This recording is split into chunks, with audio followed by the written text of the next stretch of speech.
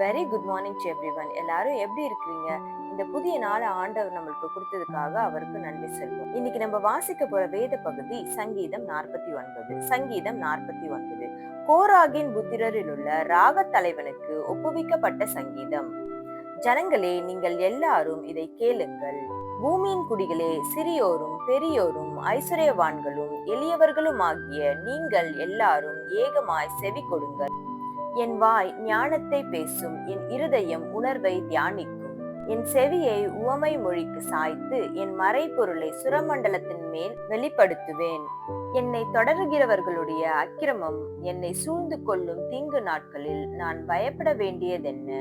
தங்கள் செல்வத்தை நம்பி தங்கள் திரளான ஐஸ்வர்யத்தினால் பெருமை பாராட்டுகிற ஒருவனாவது தன் சகோதரன் அழிவை காணாமல் இனி என்றைக்கும் உயிரோடு இருக்கும்படி எவ்விதத்தினாலாவது அவனை மீட்டுக் கொள்ளவும் அவன் நிமித்தம் மீட்கும் பொருளை தேவனுக்கு கொடுக்கவும் கூடாதே.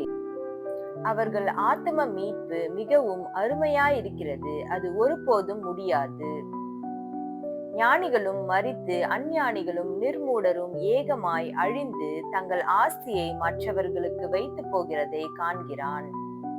தங்கள் வீடுகள் நித்திய காலமாகவும் தங்கள் வாசஸ்தலங்கள் தலைமுறை தலைமுறையாகவும் இருக்கும் என்பது அவர்கள் உள்ளத்தின் அபிப்பிராயம். அவர்கள் தங்கள் நாமங்களை தங்கள் நிலங்களுக்கு தரிக்கிறார்கள். ஆகிலும் கனம் பொருந்தியவனாயிருக்கிற மனுஷன் நிலைத்திருக்கிறதில்லை, அழிந்து போகும் மிருகங்களுக்கு ஒப்பாயிருக்கிறான். இதுதான் அவர்கள் வழி, இதுதான் அவர்கள் பைத்தியம்.